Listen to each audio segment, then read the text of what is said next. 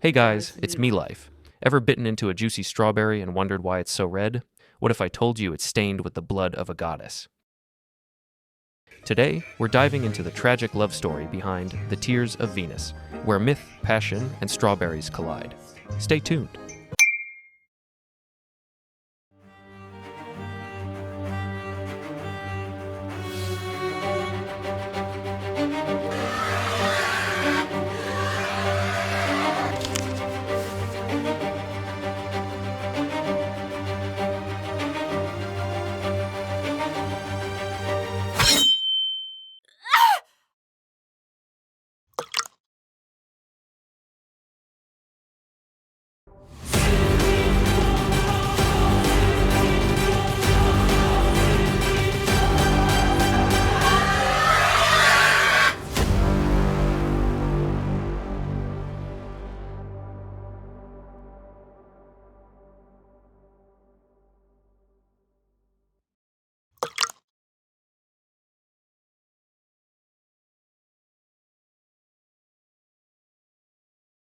Venus, the goddess of love, and Adonis, the mortal hunter so handsome even a goddess couldn't resist him.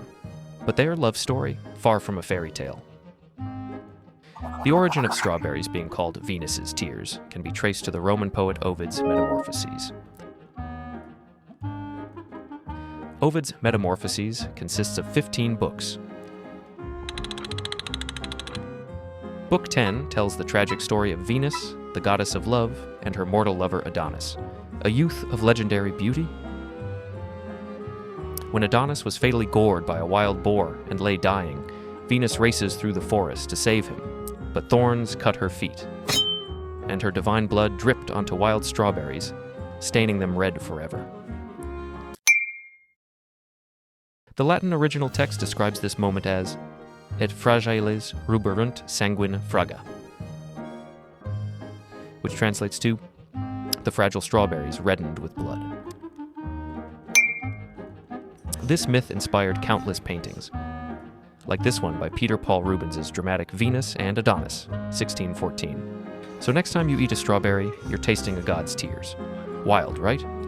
But wait, Venus's story gets even wilder.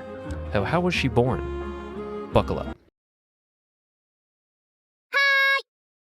According to ancient Greek mythology, Venus had one of the most extraordinary births among the gods. Here is how it happened. According to the myth, the sky god Uranus was overthrown by his son Cronus.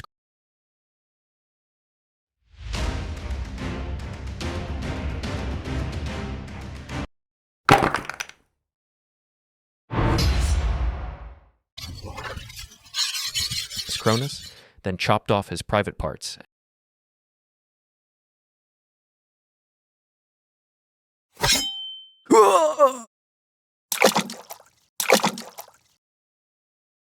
and tossed them into the ocean.